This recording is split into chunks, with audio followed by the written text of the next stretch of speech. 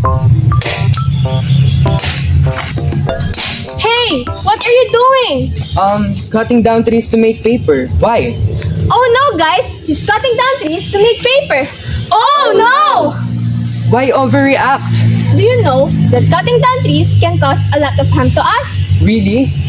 Yes, indeed. According to a report by WWF, over 80% of the world's intact forest landscape are at risk of being destroyed by human activities. And the paper industry is one of the major drivers of this destruction. Oh, that is really bad. Yes! So, come here. I'll show you an alternative way to make papers. Oh wow, that's amazing. But what are we doing here? We're here to get banana soda stem to make paper. Banana soda stem as paper? Are you kidding me? Nah, I'm just wasting my time. No! Come here. I'll show you.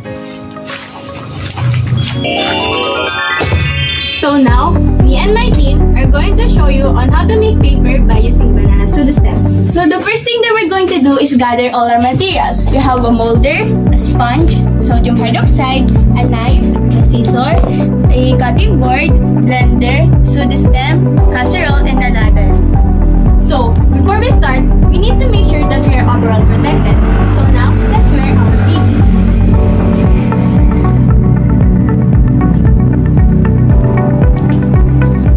Now that you two are protected, my teammate will show you the next step.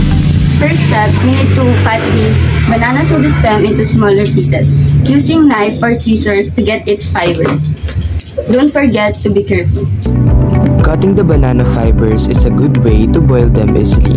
That is why we are cutting them into smaller pieces.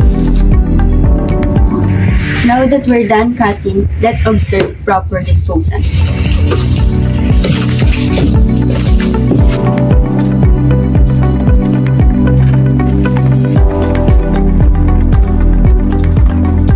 After putting them into a casserole, we are going to put a sodium hydroxide with another container and then mix it with banana fiber. May I try that? Yes, you may, but the first one is you have to wear protective glasses and a face mask. You can put it in here. Sodium hydroxide? What is this for?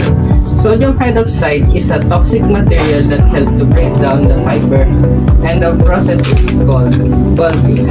Oh, okay. Wearing PPEs when dealing with toxic materials is a must. Now that you are done putting sodium hydroxide, now I'm gonna pour water in the casserole.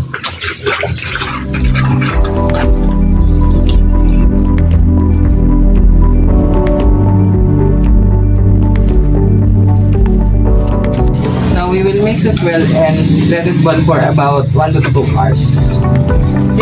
Boiling time. When making par, we still need to consider our safety. So when boiling it, we need to be careful. Now, let's wait and let's see a magic. Now, we can put the casserole.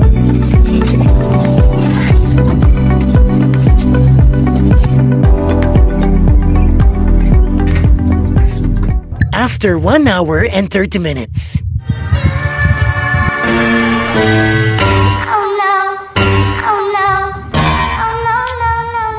Hey guys, wake up! Our banana fiber is ready to be blended!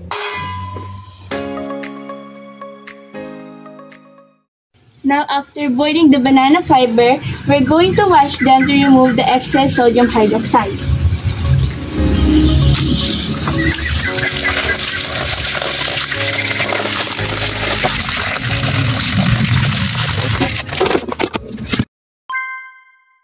It's blending time! After washing them, now we're going to blend them into a blender. While blending them, we need to get our consistency. When we get the consistency, we will transfer it to another container. Blending the banana fiber will help to have a better and smoother texture.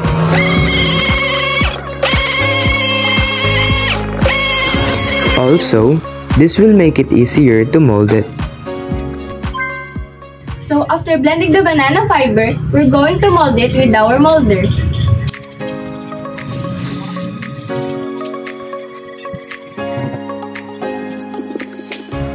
Now, since it's done, we are going to use a sponge to remove excess of water for quick drying.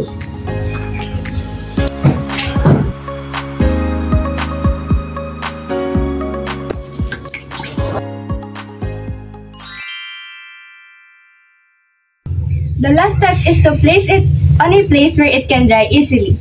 Now, let's wait for it to dry out. Drying the banana fiber will take about 1 day to dry out when it's sunny day. But when there's no sun, it may take about 2 to 3 days. After 2 days. So here now, our paper. A paper made from banana stem fiber. Wow, it's really working, huh? And it's really smooth. Yeah, it's because of sodium hydroxide. Actually, we can turn this into something new. Something new? Like what? Like this.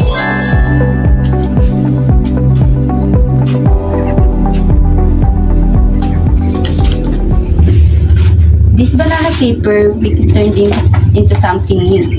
Like envelopes, cards, simple paper bag, and lamp. Lamp? Really? Yeah, here I show you how it works.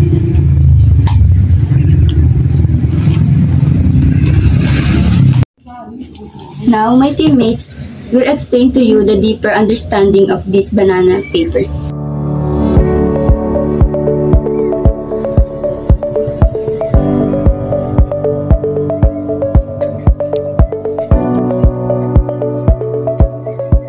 Making paper using banana pseudostem is a nice alternative way to paper production since banana plant is a herb which can easily grow unlike trees. Also, it's going to be sustainable.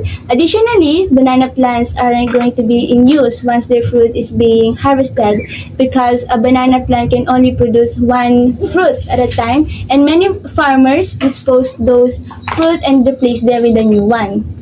According to the study of Arcila et al. 2021, around 1 billion tons of banana plant stem are being wasted each year. And according to the global industry, India is the world's largest banana producer with an annual output of 28.4 million tons, followed by China, Philippines, and Ecuador. So instead of wasting them, why not turn them into paper?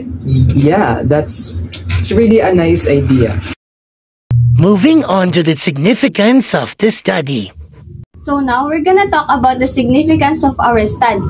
First, business application. For businesses application, some businesses can use banana pseudostem paper for eco-friendly packaging solutions, which are increasingly in demand as companies trying to reduce their environmental footprints. Next, for environmental impact. The use of banana pseudostem as paper can help decrease the deforestation and habitat loss by providing an alternative fiber as paper production. And lastly, for cost efficiency. Compared to the traditional wood pulp, banana pseudostems can be less expensive than the traditional paper because these are agricultural waste that are typically disregarded after the banana harvest. Thank you for listening. I hope that you learned something from our study and